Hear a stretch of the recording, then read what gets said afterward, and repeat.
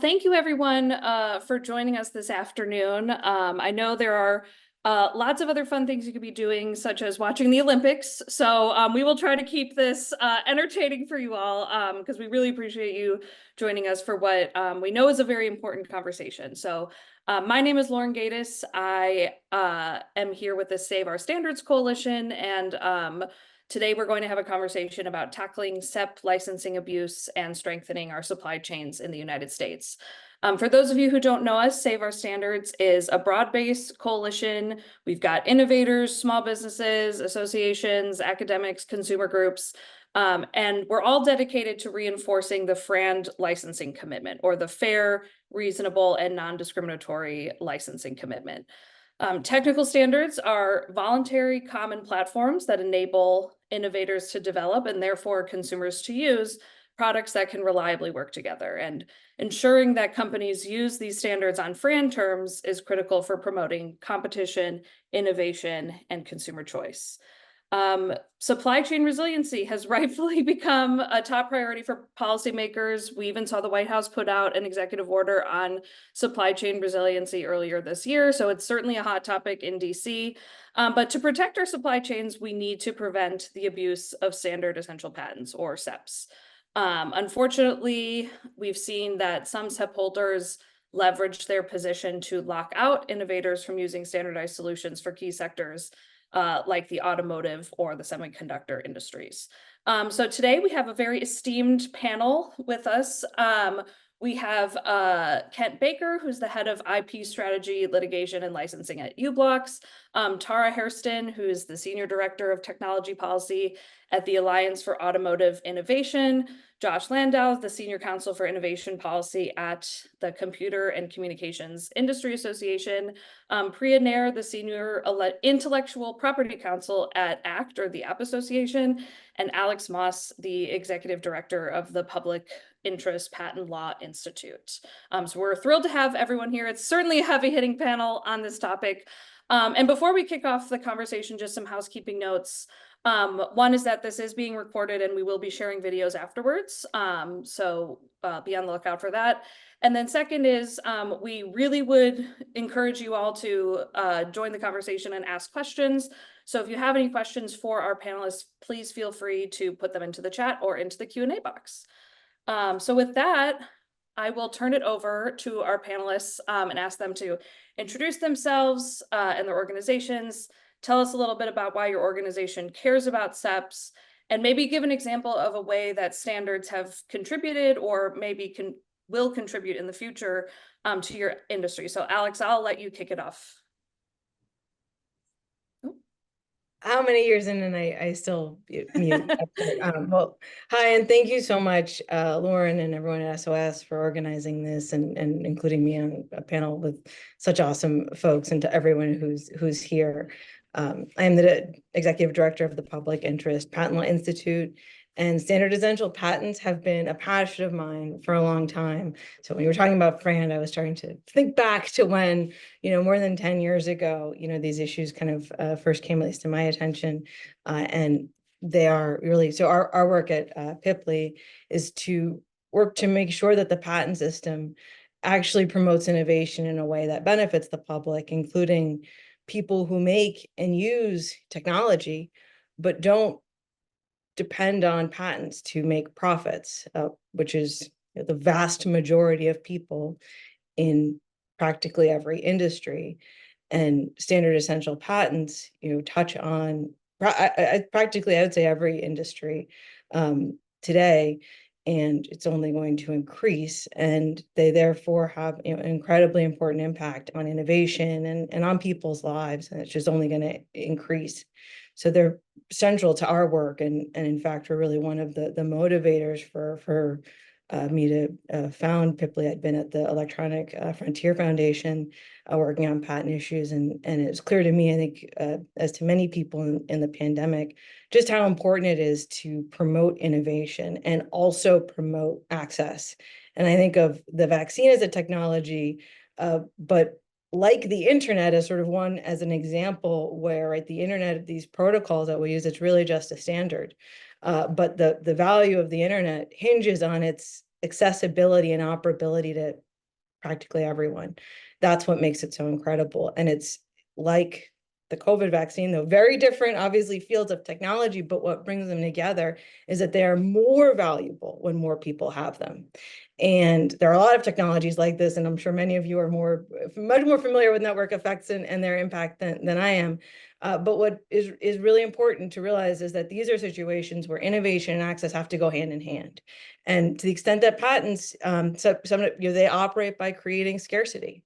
And I think we have to be really, really thoughtful about patents and the policies affecting them when we're in a technology space where access is part of innovation. And so again, thank you all for being here. I'm so excited to hear everyone else's thoughts. Thanks, Alex. Josh, I'll turn it over to you. Oh, you're going to make me follow that? Can't I just agree with everything Alex said? I'm Josh Landau. I'm Senior Counsel for Innovation Policy at the Computer and Communications Industry Association. And like Alex, I have a long association with standards. In fact, 10 years ago, I would have been preparing for the first trial I ever worked on, which was a standard essential patent trial, of course. My members, the companies that CCIA represents, use all kinds of standards. Obviously, the cellular and Wi-Fi standards, but also standards for audio and video coding, standards for memory, standards for all kinds of different devices that need to interact with one another without being limited to which products you can use. My phone is great, but it wouldn't be so great if I could only use it on one network. I think those of us of a certain age can remember when you had to buy a specific phone to go to a specific carrier. The world we have now is a lot better, but it's not perfect, and standard essential patents can contribute to that imperfection by making it harder for companies to make products that consumers can use compatibly with everything. They can also create a real problem because you've already invested money in designing your product. And presumably, I mean, most of these products, the standards are operating in the background. They're not the primary aspect of the device. The device manufacturer, the software manufacturer, they are adding a lot of value. But if they are suddenly blocked from using that standardized technology due to a standard essential patent, all of their investment is at risk. And that is a real concern to our members. So again, thanks everyone for attending, and hopefully we can tell you something interesting. Thanks, Josh. Kent, you introduce yourself? You bet. I am with uBlocks. I formerly was with Qualcomm for a large part of my career, so I know the licensor side and the licensee side on these SEP-FRAND issues. And I'm going to have to backdate Joshua and Alex, because I've been doing this for 25 years. And 25 years ago, we said this would be resolved in 10, and yet we're still going. Now, appreciate that uBlocks is in the trenches. We are not an end product manufacturer. Matter of fact, this little white thing, this little white dot you see right here, or even this other little tiny little one, that's what we make. These represent basic wireless connectivity. So the standard essential patents we're talking about are ones that allow any device, whether this goes in your cell phone, this goes in your car, or anything else, it allows that fundamental connectivity. Now, uBlocks, we both make chips for our own internal use, and we also make those modules that you'll find in your smart refrigerator, you'll find in your smart meter, you'll find in your smart city, your automobile, your phone, pretty much any wireless device. So when you ask about the impact of SEP and FRAND policy on a company like uBlocks, well, it's fundamental to our ability to go ahead and produce products and innovate. I showed you those two modules. We would love to be able to bring them together, but as we'll talk about a bit later, we can't, because we're blocked under certain policies dealing with SEP and FRAND in the US. Why would you make something that you know that you're just going to run into a problem on patents because you don't have the direct use of those patents? We are relatively small. Revenues around 500 million a year, which in these days makes you a medium-sized company. Used to be a little bit different. I also think we should touch on one thing that Joshua just said. You know, in the days when there were multiple technologies and cell phones, you had TDMA, GSMA, CDMA was coming, all these acronyms. There's a lot of competition. SEPs were handled differently back then because of the competition and the fact that, yes, you did have the inconvenience of one phone works in one network, but then you could always say, forget that network, I'm going to another. The environment these days with SEP and FRAND is different. There's a lot of convergence in technologies where you don't have that ability to swap over to another technology. And that's where the abuse comes. And that's why it's put patent holders in a position to abuse and has actually led to a proliferation of patent trolls. As you put them, non-participating enterprises, whatever you wish to call them, that are becoming a bigger problem. And in essence, through the abuse of the licensing practices of the SEP, it's as effective in blocking the innovation of that technology because of the prices being demanded, as is the inability of even accessing the patent, where you're told you can't get the patent. That happens also. So anyway, as we get through this today, hopefully we can illustrate why there was kind of like a perfect storm forming relative to supply chains, where the interruption and disruption to that supply chain can be affected by SEPs and FRAND. Thanks, Kent. You mentioned how your organization often supplies automobiles. Tara, can you talk a little bit about your organization and why this is important to the automotive industry? Sure, certainly. And first of all, I would like to thank Save Our Standards for having all of us and for all the attendees for participating in today's event.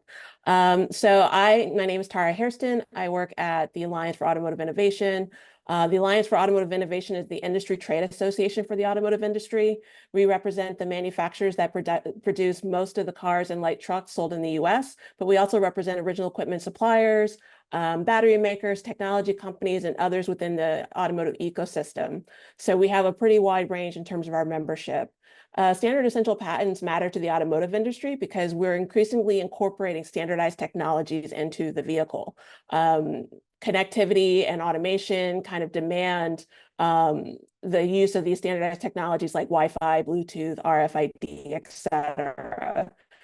And future mobility requires between vehicles and the outside world for a multitude of reasons, protecting vulnerable road users to make sure that pedestrians and cyclists and other users are kept safe, to provide safety benefits to the driver in terms of advanced driver assistance systems or automated systems, as well as reaching environmental goals, because if the cars are more efficient in terms of their travel, they may be more environmentally efficient as well. So we really do care about standard essential patents for the fact that the industry is incorporating more of them.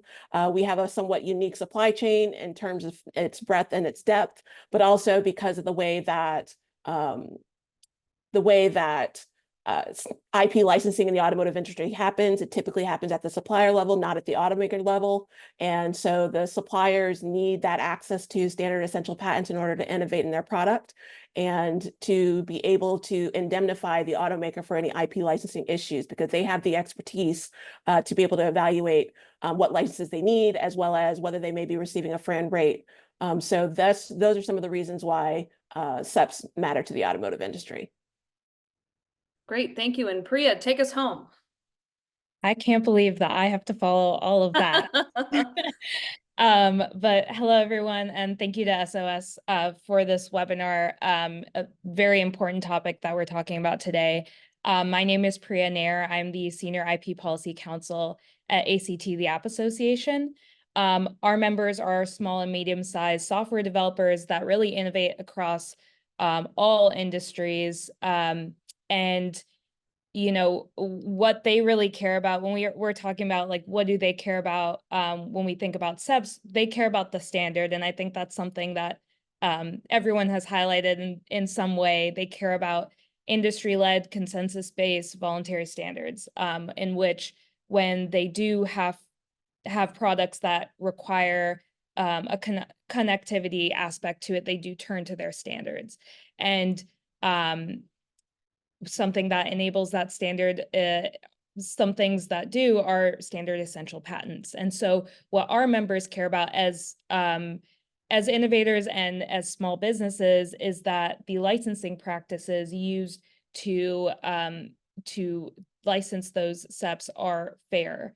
And so really, when we think about the abuse of SEP licensing practices that have happened in the past and that continue to happen, from a small business perspective, it really comes down to being cornered to really two options. One is, do you take a license without with often minimal disclosures of basic information that happens, which could lead to licenses that you accept that are unreasonable and have excessive fees. That's one option. Or do you say, hey, this is too much of a cost, I have to stop production, and then you have a loss of significant amount of investment that you put into research and development. So both of those options are pretty terrible. And so when we think about SEP licensing, we really call for transparency, definition of FRAND, these really basic and important things that are necessary not just for small businesses, but for any innovator that's operating within the standardized innovation model. So. Awesome, thank you. Tara, you touched on this a bit in your intro, and I know you have an upcoming conference that will deal with this, but could you maybe give us an overview of why SEPs are so important to our supply chains? You know, we're here to talk about supply chain resiliency. Why are SEP licenses so important? SEP licenses are so important to our supply chains because, you know, it is, for the automotive context, as I mentioned, the suppliers are the ones that do the IP licensing. So we want to make sure that they have access to the latest and greatest technology, that standardized technology that makes sure that their products are interoperable and can be sold in many markets. And you know, with regards to our conference, it's really focused on electrification and the maybe more physical side of the supply chain. But I would say that SEP licensing even applies there because we're starting to see more SEPs pursued in the electrification space. So IP is going to continue to influence the transition to an electrified, automated, and connected vehicle future. And we think that it's really important to enable and empower, you know, those willing implementers to obtain licenses on a FRAND rate when it comes to standard essential patents. It's so critical. And, you know, just in line with the comments of everyone else, it's really just incredibly important that we make sure that there is no patent holdup or patent holdout to make sure that there is a vibrant and essential marketplace for these patents and the people that are willing to implement them. Anyone else want to jump in there?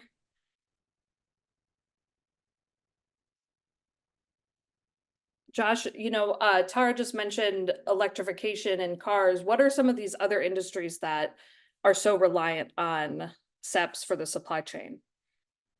I think everything at this point, as Kent noted, they make modules that go into all sorts of things. I know my members are not necessarily active in this space, but when I was in private practice, one of my clients was working on a connected medical device. And that was a huge concern for them, was the possibility of standards essential patent litigation shutting down their ability to provide a life-saving device to patients. So that's, I think, one that is maybe underappreciated in a lot of contexts, that these can have really significant impacts on health, on consumer welfare. And those concerns are often given short shrift, unfortunately. Now, we're here to talk about SEP licensing, the supply chain. Kent, you have some pretty good examples of how SEP licensing abuse can impact the supply chain.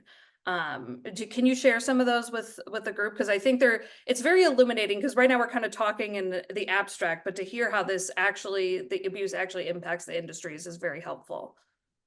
Yeah, it's funny because when you supply both IoT, which defines everything, Joshua just said, everything's getting connected wirelessly, and whether that's good or bad, we obviously don't hold an opinion on that. But the way it's affecting the supply chain is when we're unable as a supplier to be able to get a license to a set of patents so we can build our product. I showed you the two little white boxes that were two different modules. You stop innovation from occurring at the development level, such as building the modules. We could build a module that has various wireless connectivity on it, which would be say, cellular connectivity, Wi-Fi connectivity, Bluetooth connectivity, satellite connectivity, and we can go on with all these different, wireless technologies. We are the folks who build the module. We know the technology, and we can actually, if we can get access to the patents to cover the technologies, we can build a single module with 2 antennas that provides that degree of connectivity across the spectrum. It's bringing them together so that you, as the end user, when you go to connect your phone or connect a device, it'll select how it connects. What's available? What's the strongest signal? Is it an emergency signal you're sending? Is it just a routine data ask? What is it? Also, what data speeds do you need? Things like that. We can converge that into one module, which is a smaller footprint when you go ahead and build the end product. And that module could go in, let's say, everything from a car, but more importantly, it can go into, like in Japan, little lipstick cell phones that looks like a lipstick that you pull apart, but it's actually a tiny little cell phone. Can't do that unless you have this convergence onto a platform and the innovation to do that. There's no way we're going to spend the money to do that. Because if we can't get the direct license to go ahead and innovate, it's disruptive. I mean, you're never going to see that in the supply chain. And as the Department of Commerce, starts to weigh in and looks at things like assessment tools for securing supply chains, these various technologies that are being used are critical in trying to even do the assessment or the monitoring. I'll give you another example. Department of Transportation, part of the Biden initiative also, was dealing with freight logistics and optimization works, the flow program. Well, a lot of that also has security aspects, but the idea is you can track freight in real time to determine where you're getting a bottleneck, where are supply backups happening. You could early identify a work slowdown, say on a dock, because containers are moving at a slower rate. All of this requires that wireless connectivity of some sort. And if you don't implement it or don't have the ability to build the modules for that specific use, because you can't get access to the patents, that's going to disrupt the ability to even monitor the supply chain. Another one is that by not getting the access to the SEP and FRAND patents on FRAND terms, it is also the security issue, because with the module manufacturers, there's only a few of us left that are Western manufacturers that build these, because there tends to be, from a Western manufacturer, the desire to get patents, secure patent rights, and to make sure that your investors are also very comfortable in what they're investing in at you as a company. We have Chinese competitors that don't follow that same practice. They're more happy with holdout, which is not taking a license and then selling it at a very low cost. One of the problems with that is, of course, the security issues that come when you have a module that's built overseas or even by a Chinese company. They'll then import them to the US. I'm still wondering why ZTE and Huawei are banned with base stations, yet modules, which are a vulnerability for security purposes, can come from anywhere in the world. Absolutely no restrictions. If you think of a broader definition of supply chain, you have to foresee these issues coming to stop the disruption in the supply chain. And you have to also enable the innovation to go ahead, monitor, and do the data analytics that will help you secure that supply chain. That's where SEP and FRAND comes in, because standard essential patents give you basic connectivity. It doesn't give you anything fancy, just gives you basic activity. It's like basic cable. If you want more, you're going to have to pay more for other features, and that's fine. Those are not standard essential.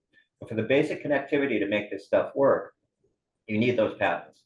And what's more is those patent holders have made a commitment to the standards body that they would license them on fair, reasonable, and non-discriminatory terms, because it's understood there's no alternative. You have to use that patent. And if it's accepted in the standard, they need to make it available on reasonable terms and conditions so that it can be implemented. And that currently isn't happening. And matter of fact, there's a movement, at least in the US, which I think has lost a leadership opportunity here.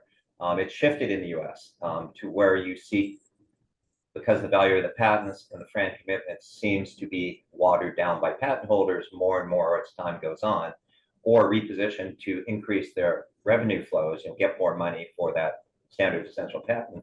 What you're seeing is a natural shift to where companies are doing what they should do, trying to make as much money as possible. The patent holder has all the leverage, but it's going to adversely impact these supply chains. And right now, this is the leadership lack.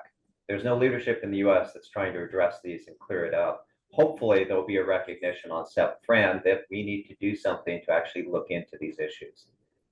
Thanks, Kent. Alex, you have raised your hand. The floor is yours. I didn't know how that was working, but I just want to underscore. I think hearing Ken talk about this is always so. I always learn so much because he has such unique insight, and I think it's important to kind of remember like some of those things that we're talking about here in terms of like we're just the basic, we're not going to license you. These things happen, just worth remembering, they happen with patents that aren't standard essential, right? It's what is normal is that patents are going to kind of be used that way. What's not normal is that they're being used here where the patent owners have committed by definition to making their patents available, right? On yes, on reasonable and non-discriminatory terms, right? But that sort of that basic commitment, and if you don't read that as requiring them to make a license available, which is exactly what non-SEP holders, right, have, is really the question is like, what the heck does FRAND mean? If not that, something else I always kind of harp on about is like, we talk about the reasonableness of FRAND, right? In patent law, you're entitled to no less than a reasonable royalty. Nowhere in patent law are you entitled to an unreasonable royalty. That's not what they gave up, right? It's not like before they had a right to something completely unreasonable and they've forsaken this, right? No, they only already were entitled to reasonable, right? And so they can't ask for more than that, but they have to license. And if you take that away, it's to me completely invisible what the difference is between, what's the difference between SEPs and all other patents. And the key one is that they're supposed to be available for use. Priya, you're not only nodding along. Do you have any thoughts you want to add there? Yeah, I mean, I think also another thing to raise, although, all of us would probably agree that these things are obvious, but, as part of the FRAND commitment, especially for smaller entities that don't have the resources to seek out a SEP holder or don't have the resources to properly evaluate the claims and the SEPs, are they essential? Are they valid? All of these incredibly important things that you have to assess in accepting a license. There should be more definition around the fact that FRAND does include that when you offer a license to all willing licensees, that you provide basic information about the patent, that you provide that you aren't holding people under restrictive NDAs, which NDAs are completely normal and okay in negotiations, but these very restrictive NDAs that don't allow licensees to be able to look at comparables unless they have a lot of resources to figure that out. I think these are really important issues that small businesses particularly face. And then also, I would say, as far as the supply chain, one thing to note for small businesses is that they often rely on their larger suppliers that are more experienced in the specific technology that's covered under the SEP and also experienced in negotiating these types of licenses. So if their larger supplier is not able to get a license and the smaller end product manufacturer has to negotiate this license, there's more probability that they are receiving or they're likely to receive something that's not compliant with FRAND. Awesome, thank you. Now we've talked a lot about how SEP licensing impacts the supply chain, how the abuse of SEP licensing really hinders businesses in all different industries. Let's talk a bit about what policymakers are doing and what they can do. And I mentioned earlier the White House executive order. Priya, you've been following this quite closely. Could you give us maybe an overview of what the White House's executive order means for SEP licensing?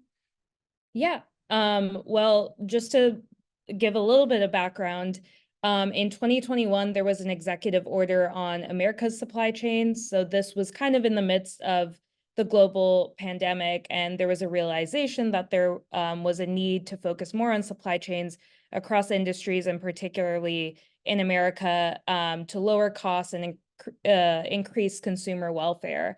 Around November 2023, the White House Council on Supply Chain Resilience was officially established, and co-chaired by the National Security Advisor, which is Jake Sullivan, and National Economic Advisor Lael Bernard, and also includes executive departments from all major industries: commerce, agriculture, health and human services, small business administration, and so forth. On June 14th, 2024, so just a little over a month ago, there was an executive order on the White House Council on Supply Chain Resilience, which provided a little bit more information on what the council will be doing. So the council is tasked with coordinating and promoting federal government efforts to strengthen long-term supply chain resilience and American industrial competitiveness. They will identify and provide a coordinated response to address supply chain insecurities, threats, vulnerabilities, including excessive geographic or supplier concentration, and facilitate collaboration by agencies with allies and partners to foster greater global supply chain resilience. So I think really the opportunity here is that we have all of industry kind of chipping in to identify different problems in the supply chain. And one thing for us that we've identified, the Department of Commerce has had a consultation on supply chain risk. USTR has had a consultation on supply chain resiliency. I might have got that backwards, but they put that one. And we identified and highlighted the topic of standard essential patent abuse being a really important consideration. And I think this is, again, something that we're highlighting for the council, and what the opportunity I think is that it will inform them to take a look at this and actually make a national stance on defining FRAND and limiting prohibitive orders to further prevent SEP abuse and support balanced supply chains. There is an opportunity here for them to actually address this. And I hope that they do. So I guess I'll say that. Awesome. Thank you for running us through that. I guess I'll open it up to everybody here. You know, what can policymakers do, either building on the work that agencies are doing as part of this supply chain initiative and executive order, but what else can be done?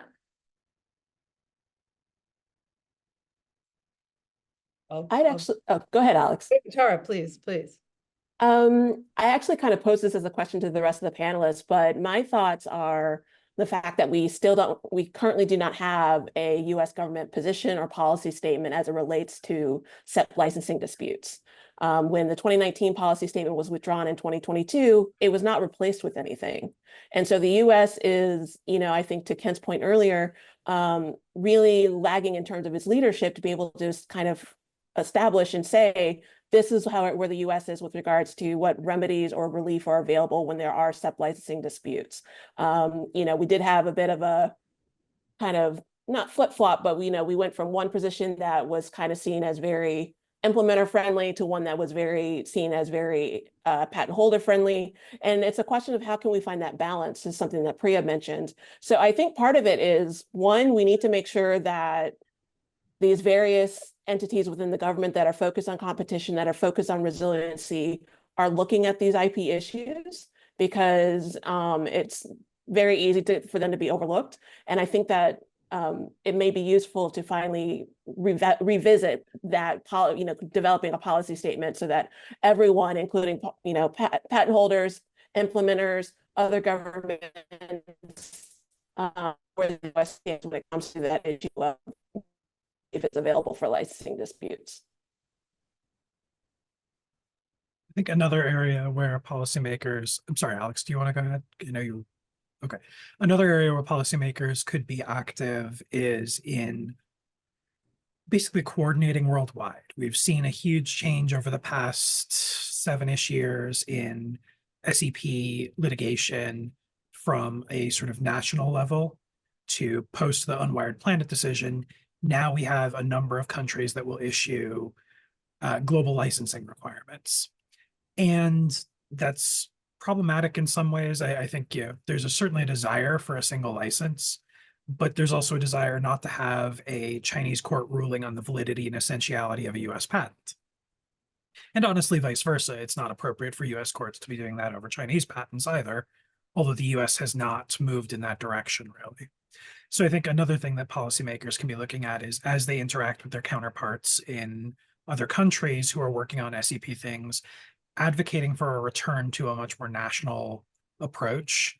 And to the extent that a global approach is required, looking at ways to do it that are not going to be dependent on a particular country where, okay, I don't like the UK's approach to worldwide licensing. So now companies will just not operate in the UK in some cases. We saw that with, I'm sure Kent knows the answer. I think it was Xiaomi that pulled out of the UK after a decision. Yeah, because it wasn't enough of a market for them to justify dealing with a license that was imposed upon them. So obviously we want to see licenses granted through negotiation. We want to see them voluntarily entered into. And I think that that is generally the goal of most implementers. I mean, Kent has been trying for years now, I think, to get even a license offer from some of these patent holders, not even a license, just an offer. And it's not available. So we want to get to a point where we have voluntary agreements, but litigation will always be part of the equation. It will always be a backstop, and making sure that that is happening in a meaningful way, in a way that is coordinated across various countries and industries, that would be really helpful to see as well. Ken, do you want to piggyback? Oh, sorry, go ahead, Alex. Yeah, I'd love to hop in and say first, support what Tara said about actually providing some guidance, instead of this vacuum of leadership. And I will also double down on a specific in terms of what Josh says on the world stage, which is that the US needs to support and not and improve, but not impede what the European Union is trying to do right now. I don't there's some folks may be aware that the European Union or European Commission has proposed, and the European, I believe, Parliament approved a plan for introducing, in my view, very basic, reasonable, common sense regulations on the outrageous abuse that's been happening in Europe, where courts provide automatic injunctions that you would never, ever, ever get in a US court, and issue them against US companies in ways that are incredibly disruptive to the supply chain, and really rely on the global supply chain to have as much power over US companies as they do. So I think that not going to, it's a sort of a whole other topic is the EU regulation. But the first thing I do, and I think this is an important one, is US can improve it if you want, but don't stop it, because otherwise we're actually hurting US companies and making them more vulnerable. And I'd say in terms of what we can do to protect them, DOJ and FTC investigate and enforce. I know that they got, a big loss with the previous effort with Qualcomm, but you know what? They've given you another chance with the Avanci pool and what we've seen happening in the, startup and connected car space. Europe is concerned about this. They're investigating Qualcomm. So I think that, I think the point that Priya was making about agreements, there needs to be a lot more looking at the agreements in terms of non-disclosure clauses, unenforceable clauses limiting challenges to patents and participation. I mean, these are unenforceable clauses. And I think one other thing to be aware of and careful about on the world stage is pushes to increase arbitration. We are a public interest organization, and we think transparency and sunlight is really important. And arbitration, that when licenses get dealt with in arbitration, they're secret. You never know what happens. And a lot of abuse right now is happening in the dark because arbitration is so prevalent. And so we need to make sure the PTO, I know, has sometimes supported the WIPO in arbitration. That's just the wrong direction. And last thing I'll say, but the biggest thing the PTO could do, though, above all, would be to start enforcing the patent law and stop granting patents on things that are not eligible, on things that are obvious, on things that aren't described. And we see in the SEP space, there's research showing that a huge number of SEPs that come out of the US are sort of continuation patent applications that are filed after the standard is published. And so there's clearly a big, huge, gaping kind of a loophole for patents that shouldn't be issuing and that are creating more friction and more difficulty than necessary. Yeah, I'm going to dovetail right off of what Alex just said, because one of the frustrations in trying to secure your supply chains, if you believe we will make everything in the US, that's unrealistic. Your supply chain is going to be global. And if you do not have a national policy that gives guidance that is consistent with other global policies to make sure those supply chains are not interrupted, you're always going to have a court in a different location, a different country, that can weigh in and perhaps mess up your entire supply chain or start to promulgate litigation and lawsuits to try to determine the value. And what it comes down to is really simple. And like I said, I was with Qualcomm when the licensing program was established that is widely used and abused today with SEP and FRAND. Are you going to go buy something where you do not know what the true value of that item is? Because when you're actually in a negotiation about something, company like uBlocks, we use what I call the open kimono. We will show you sales records, data, everything. Here's our sales. Here's what we're selling the modules to. Here's what they're used for. This is to support a robust negotiation and discussion about value. When I turn to the patent holder and say, okay, now tell me how you determine what your number is and where you're at, you get nothing. You will not get data coming back to you. It's a fight. And that's when you see the litigation kick in. Now look at the EU regulation, and it has been misrepresented as some type of statement beyond policy. It is going to be a controlling regulation. Well, it controls in the sense that you need to submit to it. But after that, it's more recommendations and starting to get people to share information through transparency to understand what a fair valuation would be. There's some experts who will weigh in, and this is all guidance material. It is not binding. It can be very useful in the negotiation to determine what the true FRAND value is. And once you have that type of general policy overlay with that type of guidance, it makes things a lot more secure as far as any interruptions in your supply chain. And if something like that became global, you're going to find, I think, a little bit more of a secure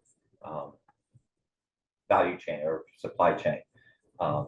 It's very frustrating being an implementer because I would point out as things have evolved over time, it went from, for a company like uBlocks that makes the module, it became, well, we don't really want to license you because there's other technologies and there's no need to. Okay, that goes back 20 years. As things have evolved, it's become, well, we really don't want to license you because you don't supply this main area where our licensing program is going.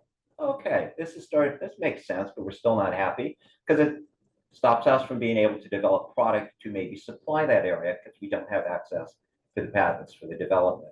This happened in automotive, by the way, and that hasn't turned out well. Anyway, as it's evolved, then it became, we're not going to license you at all. We don't care if it's FRAND, and we're really not sure what FRAND is because we're not going to give you the data on how we established it.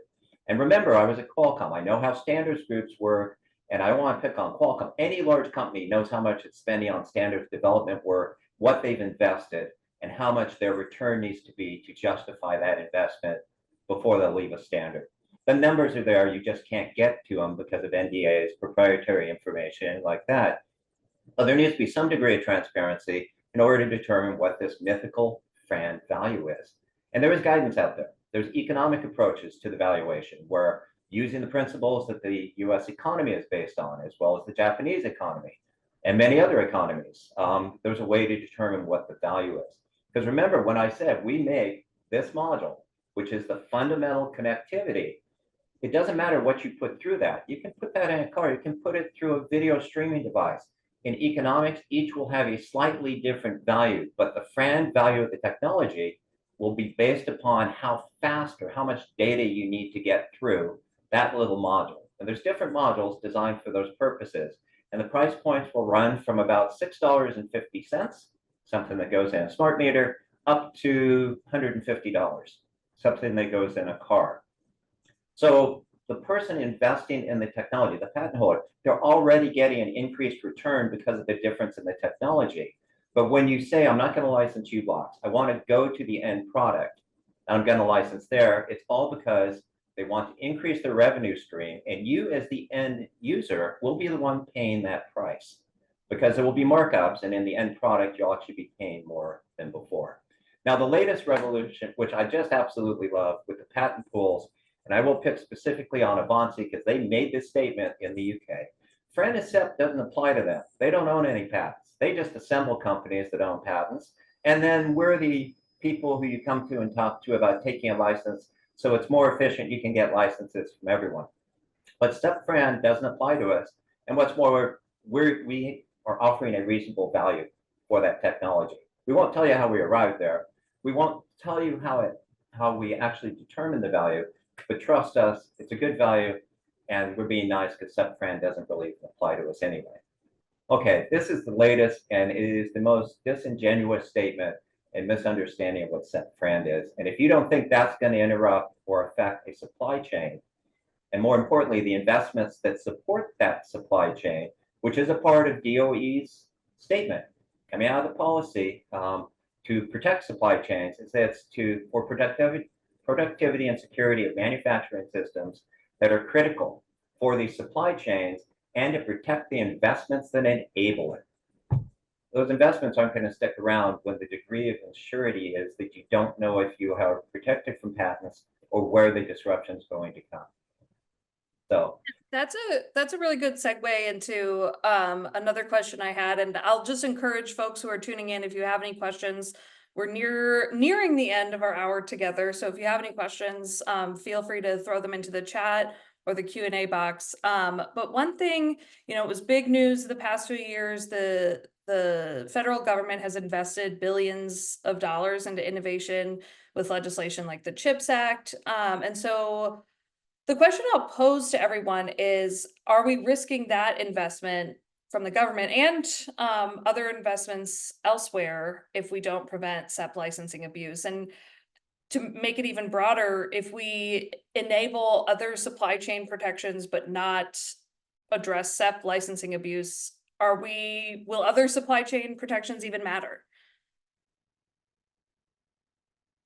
So I think I'll answer the first and second parts differently. Yeah, I think that it is a risk to the supply chain having SEPs not be covered. And no, I don't think the other supply chain protections matter very much if patents can shut down your supply chain. It really is that simple as, if you want a reliable supply chain, it's I think it's sort of the opposite of the Swiss cheese model for risk reduction. If there is any one hole in that protection, the rest of the protection might as well not be there. So I think it really is a serious concern. And I think, just to add on to one point Kent made, that none of this is available, it makes it very hard to understand what non-discriminatory means.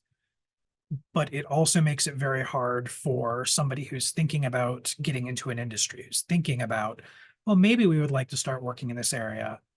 If they don't know what their costs are going to be, it becomes very hard to make any decisions about whether you want to enter into a new area, meaning that this sort of abuse can actually suppress new business formation. It can suppress new innovation. I've been to say, I think, not to be too much doom and gloom, but I think it's important to emphasize how much we're going kind of right now into really uncharted territory for historically in terms of this, burgeoning kind of industry and communication. In the early days, people forget when standards kind of first started, no patents were allowed, no patents. The people developing them, engineers, were really concerned about the potential for holdup. And, over 50 years, we evolved to have space for this friend, the idea being that, okay, like you don't have to operate at a loss. You can make some nominal amount back. That's reasonable. But because, as I mentioned with the internet, right, through happenstance, that was developed by the government and it wasn't a patented proprietary space. And then, as Ken talked about, and that people forget, it's so important, in the early years of mobile phones, there was carrier competition, real carrier competition. And so now, as we're kind of going forward, where we've already gotten rid of, the meaningful carrier competition, we're kind of locked into these standards that have lots of patents. We're kind of looking at potentially a space where there is less space for innovation and competition than in sort of any, start of any kind of industrial change and period. And I think that's really concerning for what that means. And I think policymakers should be looking very hard to make sure that, the safeguards for competition, which so many people see now, oh, we didn't do enough, in tech to make sure there was space for competition and so hard to unring the bell. It's like, this is the moment to make sure that doesn't happen with the Internet of Things.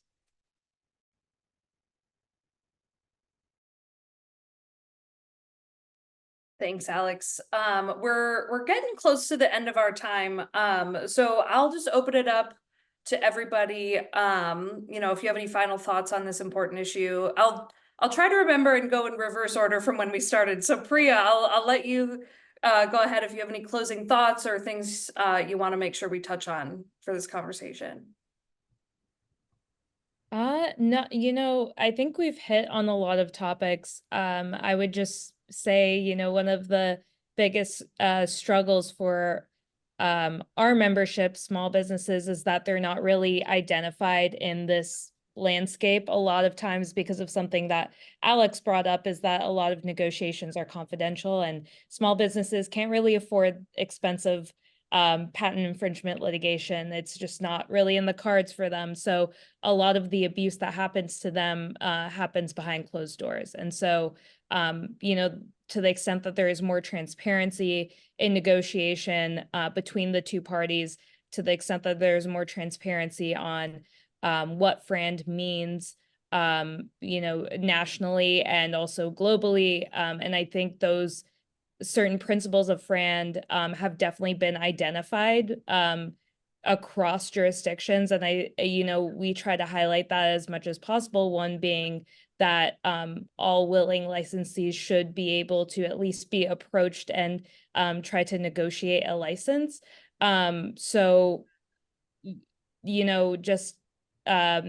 want to harp on the fact that transparency is a really big factor here.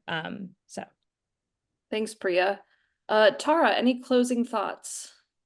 Yeah, I want to just echo some of the things that Priya mentioned, that one of our biggest concerns, given the way our supply chain is established and the way that we handle IP licensing, usually at the supplier level, it really is going to be critical that any willing implementer that wants to implement a standard, it gets a license. It's just absolutely essential. And, I think it's also important from our perspective to consider the reality that, Kent was referencing, that when folks do not have access to those standards, cannot license the patents, that could drive them out of the market, or it can make them develop products that are less innovative and therefore, hindering their ability to be competitive in the market. I would also say that transparency is key. 6 auto trade associations this month sent a letter to Avanci saying we need more transparency with regards to the rates that you've set for 4G and 5G. Despite the fact that a lot of companies have taken licenses, they're still at lack of transparency, even though they do have those licenses. So we still think that transparency is a really important principle here as well. And then also, I wanted to mention that it's really going to be necessary for the government to recognize these issues as competitiveness issues. It really is a bit frustrating that we keep talking about innovation and competitiveness, and patent and IP seems to be put over here and not really think about how it could be impactful to the entire supply chain and resiliency and competitiveness and innovation. So I think it's just really important that we take that perspective and that we revisit that power vacuum, that leadership vacuum that we have when it comes to not having a policy with regards to SEP licensing disputes. Thank you. Kent, any final thoughts? Yeah, here's a perfect example of how innovation gets squashed and supply chains get interrupted and prices go up. I worked with a company that made hyperspectrography cameras, and they wanted to put it on a drone.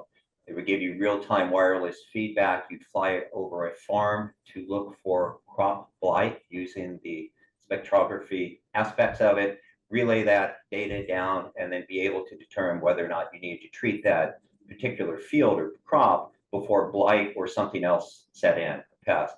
That increased yields bring reduced prices. The supply chain then becomes logistics. Can you ship it fast enough to get it to product, and the end consumer has a lower price? That product wasn't made. There's other ones out there now that are using a different technology, which is not real time. The reason it wasn't made is because the investment capital folks behind the company who thought it was very promising, and the three pieces required to get a small, innovative company off its feet all came together, but the money said, you know what? If you can't get the patents, you're going to get sued. And if you're going to get sued, we want no part of that because you're at the startup phase and we're not going to fund it. They didn't. It died. That was the end of it. If that became the story across the board, your crop productivity goes down, those plants get treated when they're showing signs of blight, they produce less, which means that your supply chain becomes interrupted because you have reduced supply. You may get it to market, but prices will go up because of supply and demand and the way the economics of it work. And so the person at the end, which would be you or me trying to buy that particular crop, which was corn, you would be paying more. You also pay more for the animals that are fed with corn, things like that. So that's a very simple issue that company could not get a very basic wireless connectivity license. And then the rest of it just fell apart. So yeah, it is a systemic issue. And it's one that the US needs strong policy on, and SEP-FRAN needs to be addressed.